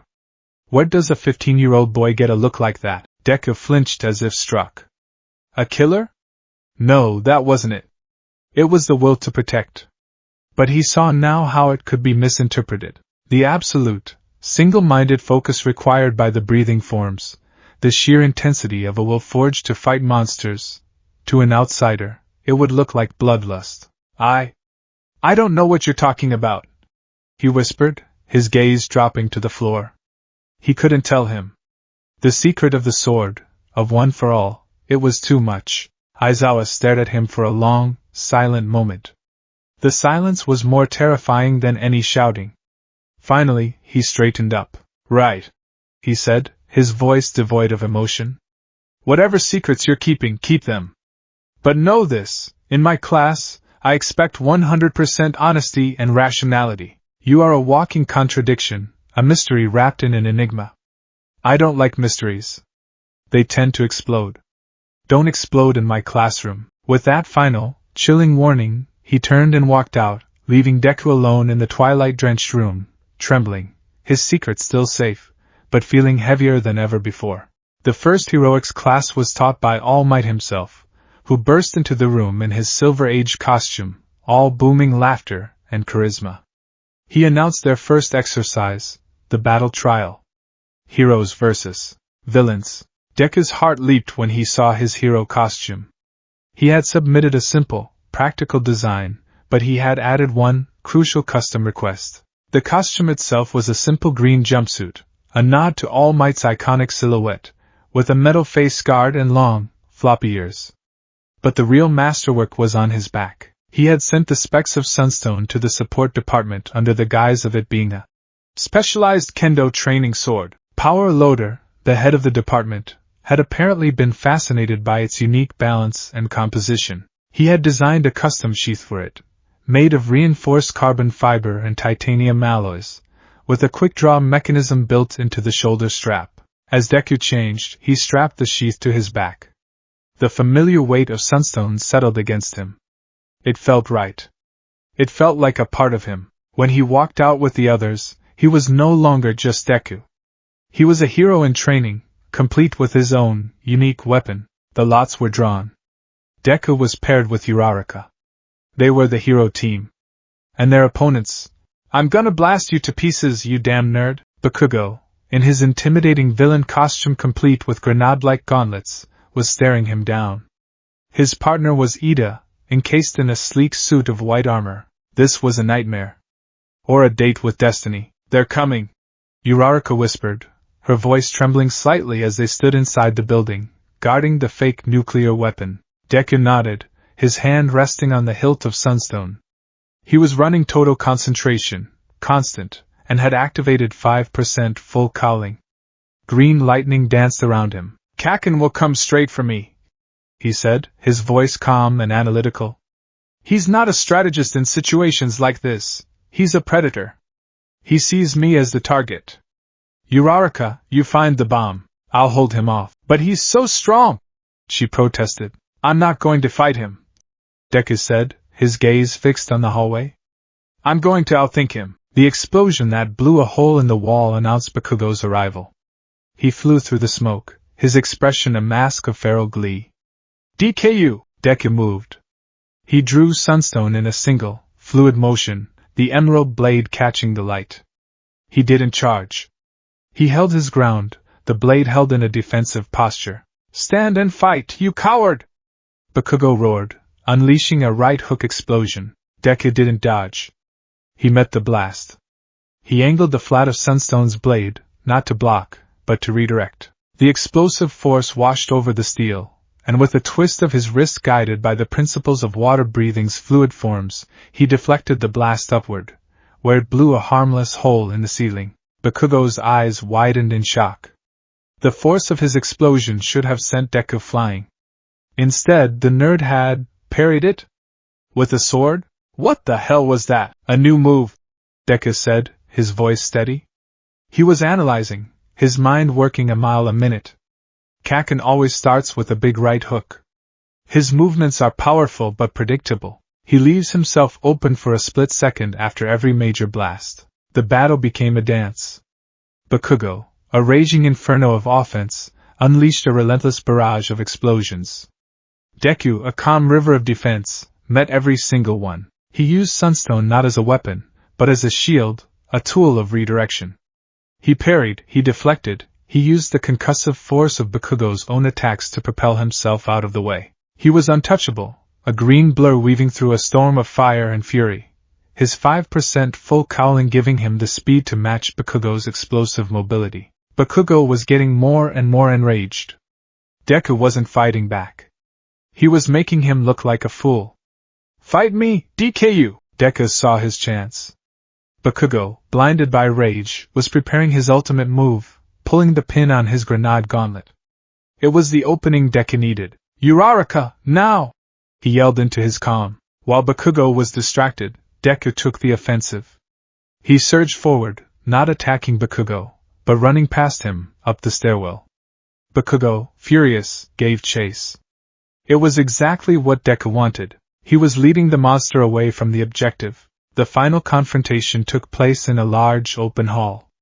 Deku met Bakugo head-on. As Uraraka used her quirk to create a massive debris cloud from the floor above, Deku used the chaos to launch his own final move, a capture-focused attack that bound Bakugo in Aizawa's capture tape. It was an imitation, but it worked. "Hero Team wins!" All Might's voice boomed. Deku had won. Not by overpowering Bakugo, but by protecting his partner, completing the mission, and outthinking his opponent. He had proven he was more than just a powerhouse. He was a hero. That night, exhaustion settled deep into Deku's bones. It was a good exhaustion, the kind that came from a hard-won victory. But as he lay in his bed, the adrenaline faded, and the weight of his secrets returned. Aizawa's words echoed in his mind. The look of a killer. Sleep came, and with it, a nightmare. He was standing in an infinite, ink-black space. The air was frigid, a deep, unnatural cold that seemed to leach the warmth from his very soul. It was the same horrifying cold he had felt when he first touched Sunstone, amplified 1,000-fold. A figure emerged from the darkness. It was a man, impossibly tall and serene, wearing a purple and black patterned kimono. But his face was a tapestry of horror. He had 6 eyes, 2 in the normal position, 2 on his forehead, and 2 on his cheeks. All 6 were a chilling, malevolent yellow, and in each one, the kanji characters were visible, Upper Moon, and 1. The man didn't speak, but Deku felt his voice in his mind, a cold, ancient whisper that was part silk, part grinding stone. "So, that one's breath has found a new vessel. A flawed, noisy, impure vessel. How disappointing. You hold the breath of the sun, boy, but you yourself cast a long shadow. I will enjoy extinguishing your light." The 6-eyed man began to draw a sword. A blade that seemed to be made of his own flesh, covered in grotesque, watching eyes. The sheer pressure, the suffocating dread emanating from him, was so absolute that Deku couldn't even scream. He woke up with a strangled gasp, drenched in cold sweat, his heart trying to hammer its way out of his chest. The image of the 6-eyed demon was burned onto the inside of his eyelids. The cold feeling lingered in his room. He sat up, trying to catch his breath, when he heard it. Tap. Tap tap. A soft, insistent tapping on his bedroom window. He froze. His room was on the 2nd floor. He slowly turned his head. Perched on his windowsill, its head cocked, was a large, jet-black crow. Its eyes were too intelligent, too knowing. It wasn't a normal bird. Tied to its leg with a purple cord was a small, rolled-up piece of parchment. With trembling hands, Deku slid his window open. The crow didn't flinch. It simply held out its leg. Deku carefully untied the message. The crow gave a soft caw, as if in approval, and then launched itself into the night sky, disappearing into the darkness. Deku unrolled the parchment. There was no text. Only 2 things. At the top, a single, elegant symbol was brushed in purple ink, a stylized wisteria flower, and below it an address. A simple street and number in a district of Mizudafa he'd never heard of. He looked from the message to his desk, where Sunstone lay, its emerald blade catching the moonlight. The nightmare. The 6-eyed man. And now this. The world of heroes he had just fought so hard to enter was bright and full of hope. But the world this crow had come from, the world his sword belonged to, was dark, ancient, and filled with monsters. He was standing at the crossroads of 2 wars, and he was no longer sure he had a choice in fighting either of them. The shadow of the classroom was just the beginning.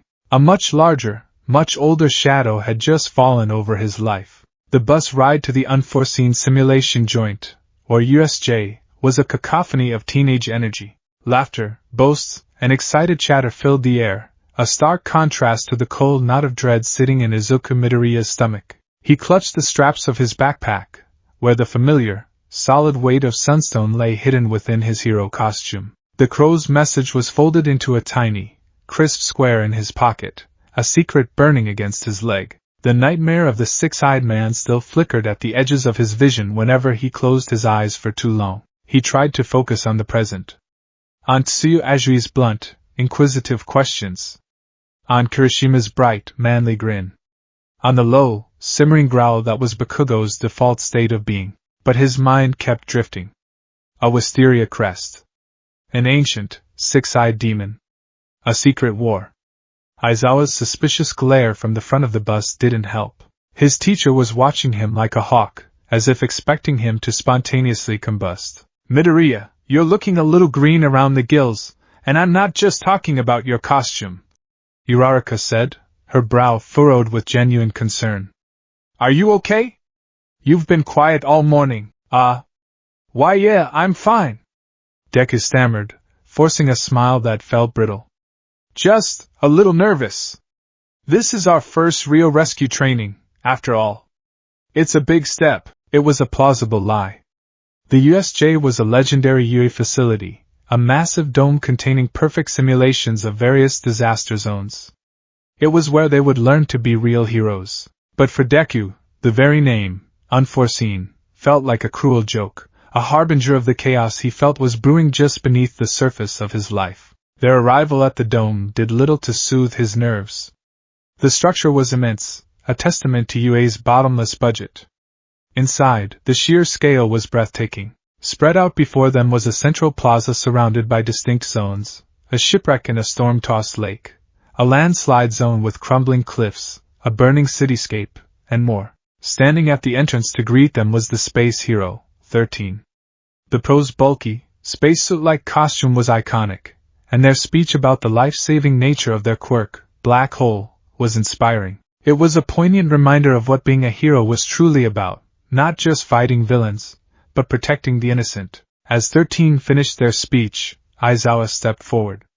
Alright, first things first. He never got to finish the sentence. The lights in the massive dome flickered and died, plunging them into a dim, emergency-lit twilight. The central water fountain sputtered and went still. A cold, unnatural silence fell over the facility. Then, in the center of the plaza, the air began to warp and shimmer, twisting into a vortex of sickly purple and black mist. It expanded, swirling like a drain into a darker dimension, and from its depths, people began to emerge. Dozens of them. Ragtag, low-life thugs with twisted grins and malicious eyes.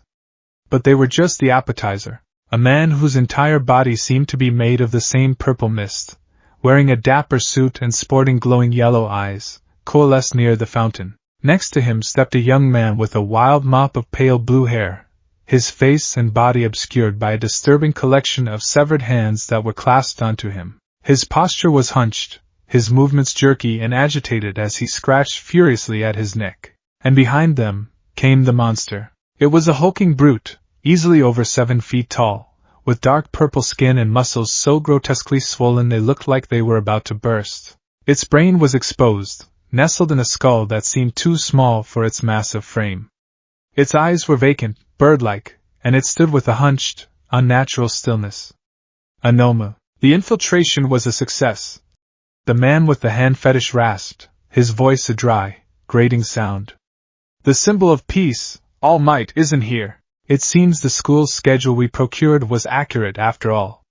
He surveyed the group of students, his visible eye gleaming with a sick, childish delight. No matter. Let's just kill a few of these children. Maybe he'll show up then. The reality of the situation crashed down on the students with the force of a physical blow. This wasn't a test. This wasn't a drill. These were real villains. This was a real attack. 13. Protect the students, Aizawa commanded, his voice devoid of its usual apathy, replaced by the sharp, cold steel of a seasoned pro. He pulled his yellow goggles over his eyes. Kaminari, try to get a signal out. The rest of you, stay back. Without a moment's hesitation, Aizawa launched himself from the top of the stairs.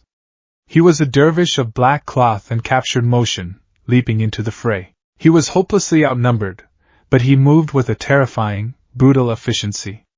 His capture weapon shot out, and snaring 3 villains at once, he erased the cork of a thug with blaster hands, then slammed his face into the pavement with a vicious elbow drop. He was a one-man army, a whirlwind of logical ruse and calculated violence. While Aizawa engaged the mob, the mist man, Kurojairi, moved to intercept the students. "I won't let you leave. My purpose is to scatter you and torture you to death." A swirling dome of purple mist erupted around them. Deku felt a powerful, disorienting force grab him, like being sucked into a whirlpool. The world dissolved into a blur of purple and black. For a heart-stopping second, he was falling through an empty void, and then, with a jarring splash, he was submerged in cold water. He surfaced, sputtering and gasping. He was in the USJ's flood zone. The water was churning, agitated by a simulated storm. A large shipwreck loomed in the center. He wasn't alone. Tsuyu Ajui's head popped up nearby, her frog-like features calm and composed. A few feet away, Mineta was screaming his head off, bobbing in the water like a purple, terrified cork. But the real problem was what was in the water with them. Villains. Dozens of them, with quirks adapted for aquatic combat, were circling their small shipwreck like sharks. "This is bad, Ribbit," Tsuyu stated, her long tongue flicking out. Deku's mind raced. He was performing his total concentration, breathing out of instinct, the steady rhythm a small island of calm in the sea of panic. 2% of OFA hummed under his skin, warming him against the cold water. "They don't know our quirks," he said, his analytical brain kicking into gear. "That's our advantage. They probably think I have some kind of super strength." He looked at the villains closing in. "They're underestimating us. They think we're just kids." What followed was a masterful, if terrifying, display of strategic thinking. Using Mineta's sticky pop-off spheres to create a trap and Tsuyu's frog-like agility, Deku orchestrated a plan. He formulated an idea to create a whirlpool, using his power in a new, controlled way. "All Might taught me that smashes aren't just for punching," he explained. He dipped his hand into the water, fingers slightly curled. He focused, drawing on his 5% full cowling. "Delaware. Smash!" Instead of a punch, he flicked his finger. The compressed air blast, focused by the water, created a massive, concussive wave. It didn't have the raw destructive power of a punch, but it was enough. The water churned violently, creating a powerful vortex that sucked the surprised villains into a single, sticky, incapacitated mass. They had won the first battle. But as they swam towards the shore, towards the central plaza, Deku looked up, and his heart plummeted into his stomach.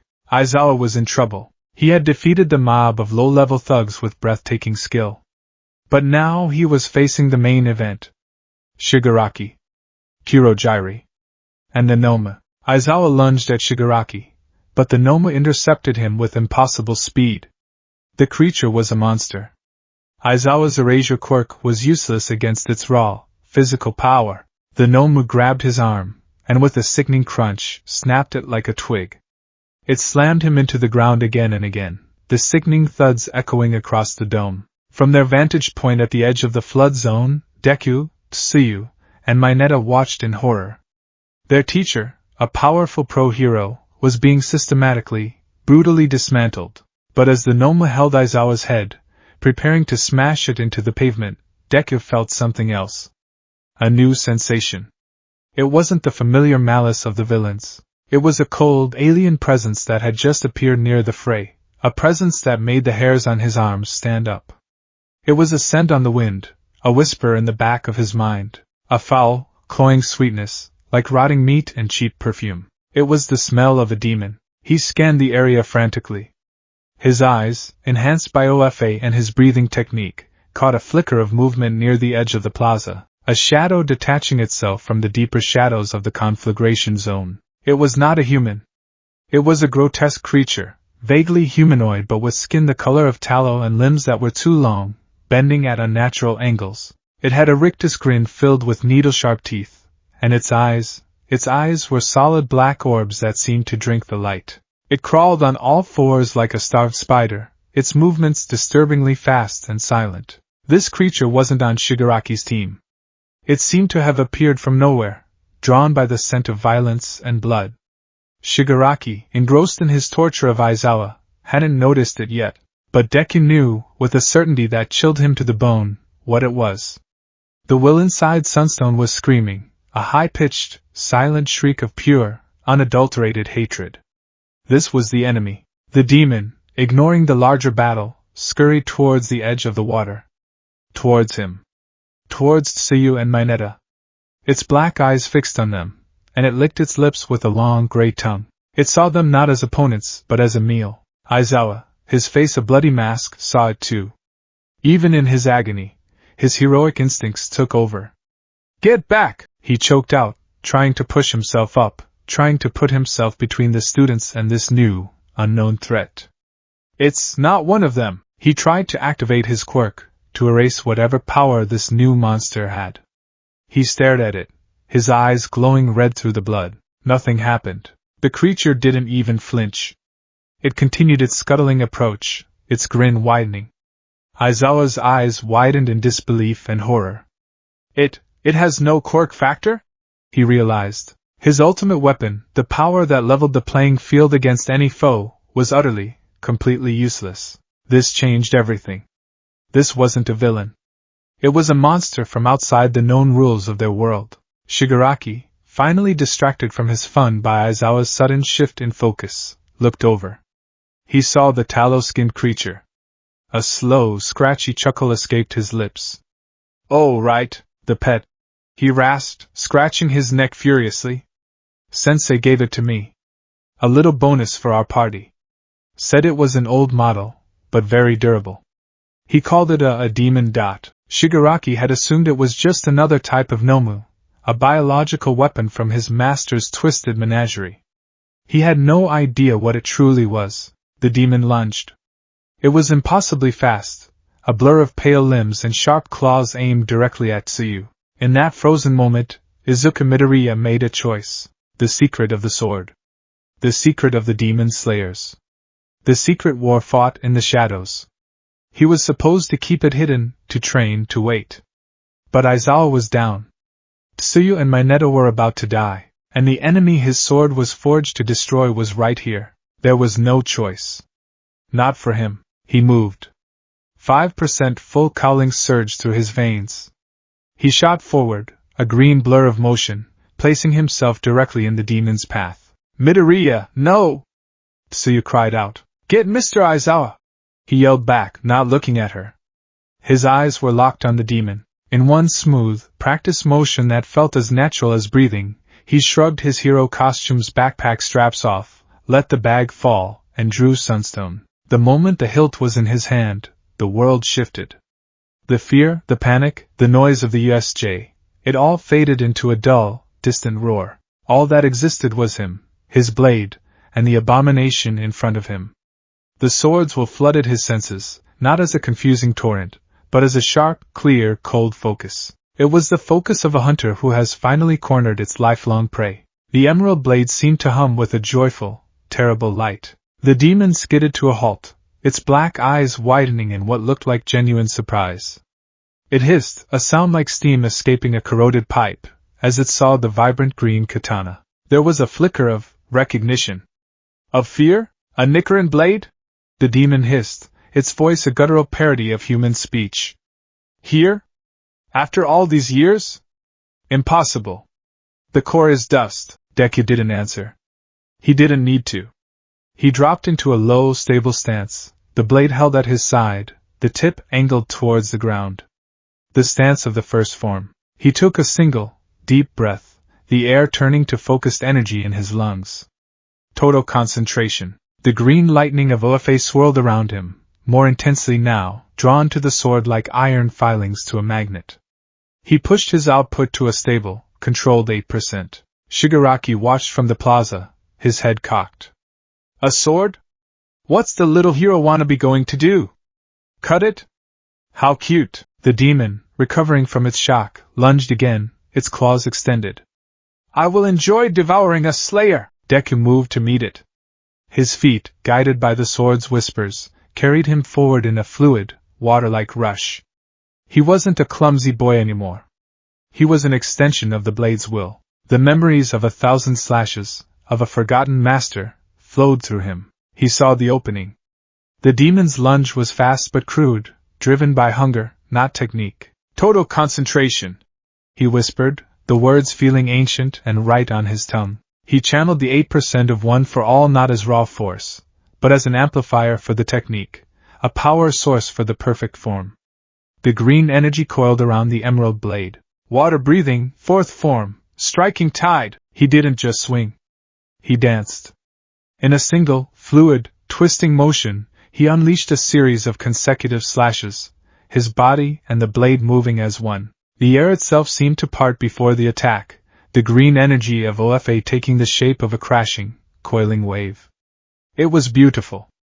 It was lethal. The sound was a sharp, clean shing. The demon froze mid-lunge. A thin, green line of light appeared across its neck. Its head tilted, slid sideways, and fell to the ground with a wet thud.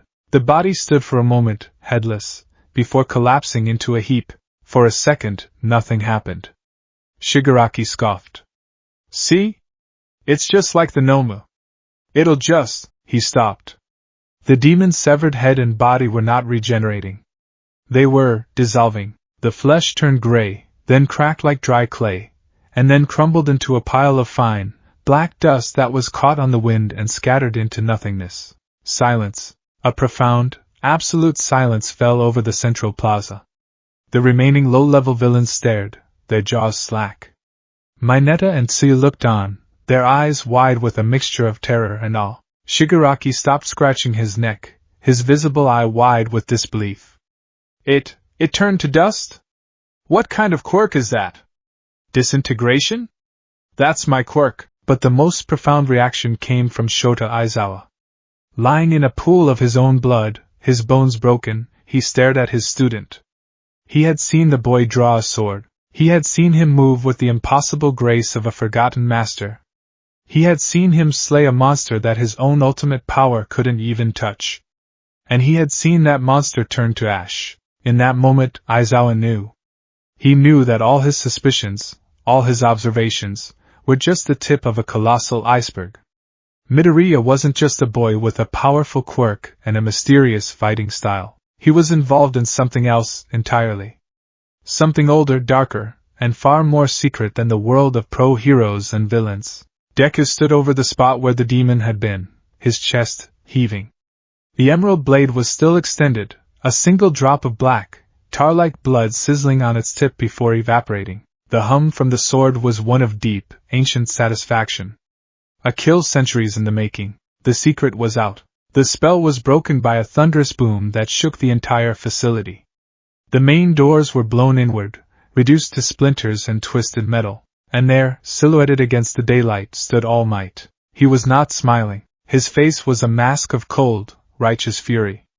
"Have no fear," he said, his voice a low, terrifying rumble that promised nothing but pain for those who had harmed his students.